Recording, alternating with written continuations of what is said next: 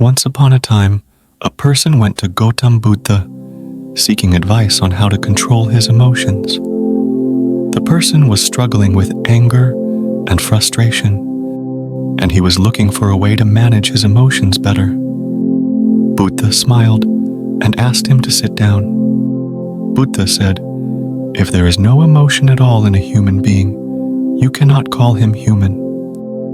Emotion is a beautiful aspect of human life, without which a human being would become ugly."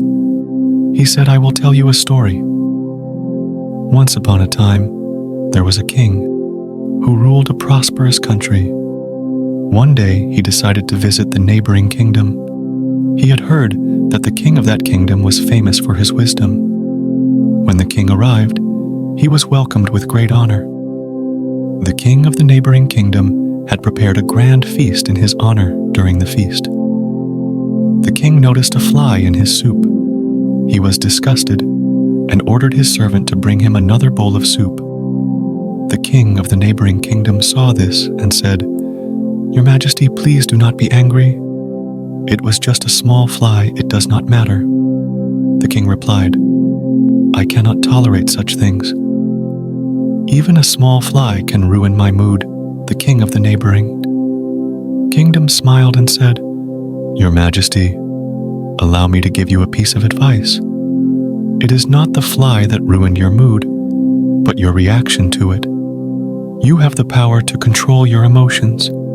Do not let them control you." The king realized the wisdom in these words and returned to his kingdom from that day onwards. He started practicing the art of not reacting to situations that would previously trigger his emotions. He found that he was able to maintain his composure in challenging situations and was able to make better decisions. The power of not reacting is an important lesson for all of us.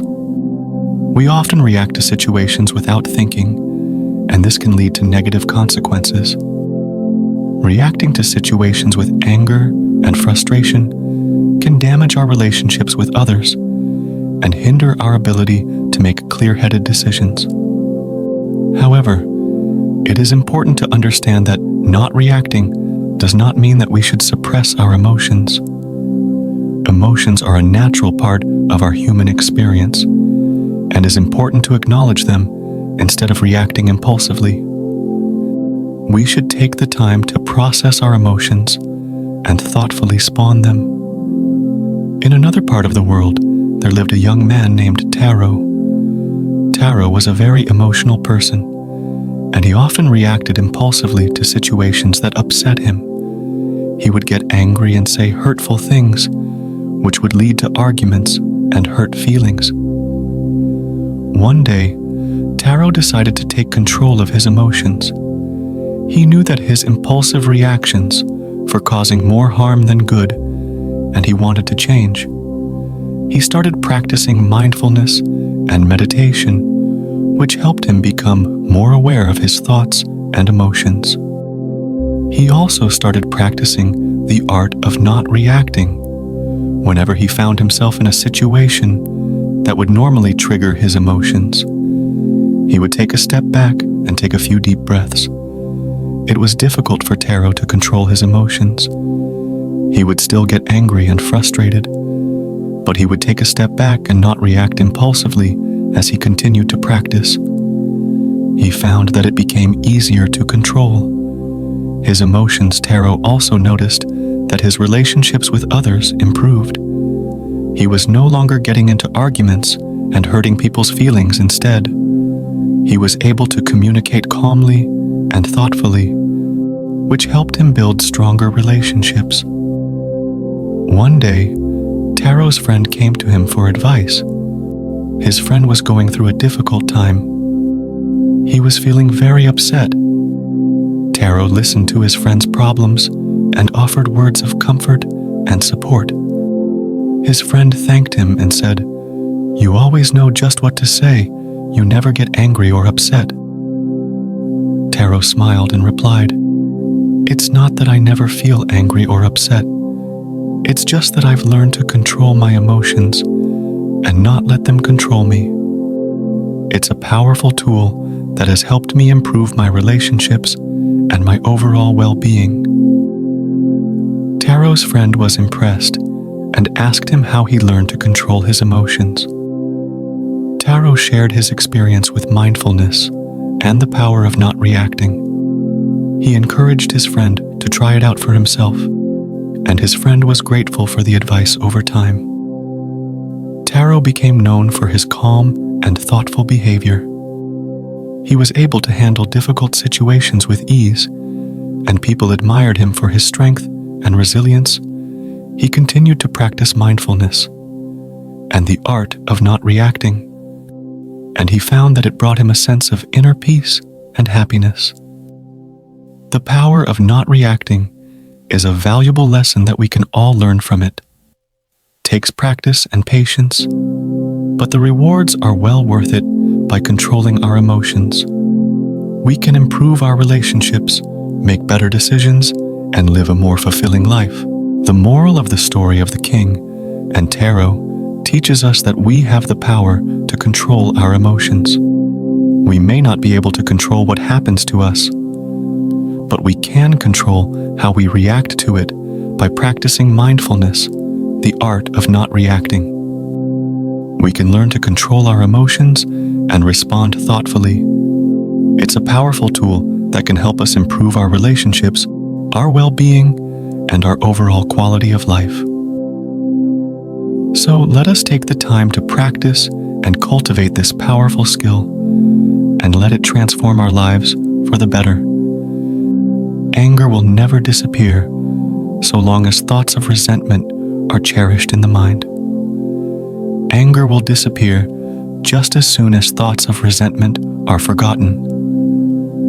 He who controls his anger is like a skilled driver, guiding others with steady hands. Holding on to anger is like drinking poison and expecting the other person to die. One who conquers himself is greater than another who conquers 1,000 times 1,000 on the battlefield.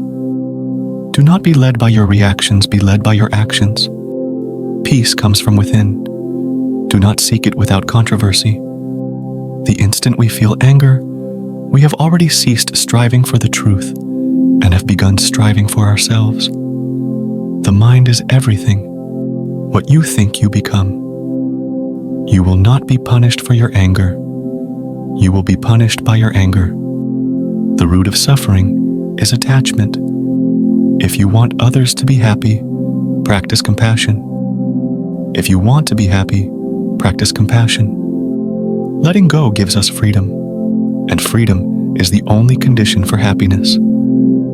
If we hold on to anger, worry, or things too tightly, we can't be truly free. One peaceful word is worth more than 1,000 empty ones.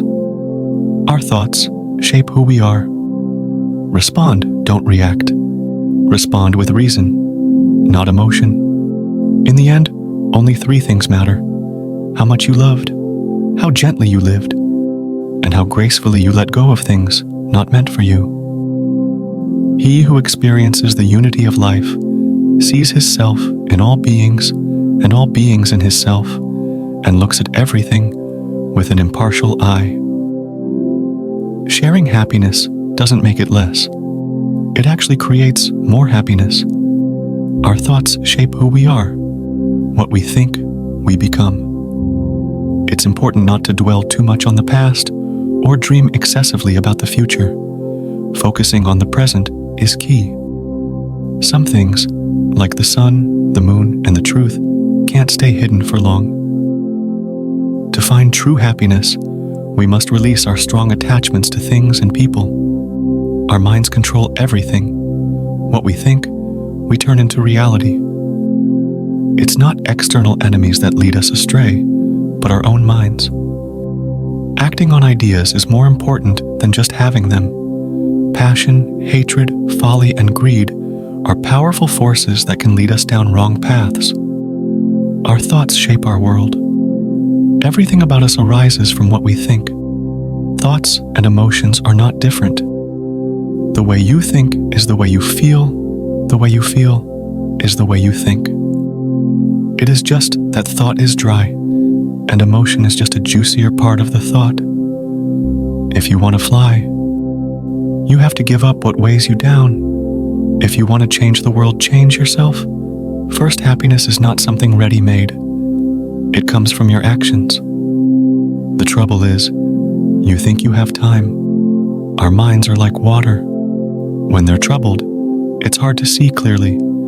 But when they're calm, everything becomes clear. Words can be like sharp knives. They can hurt without leaving a mark. Instead of just following wise people, we should seek what they were looking for. Whether we're pure or not depends on us. No one else can make us pure. Let's be grateful, even if we didn't learn much today. At least we learned a little. And if we didn't, at least we didn't get sick. And if we did get sick, at least we didn't die. So, let's be thankful.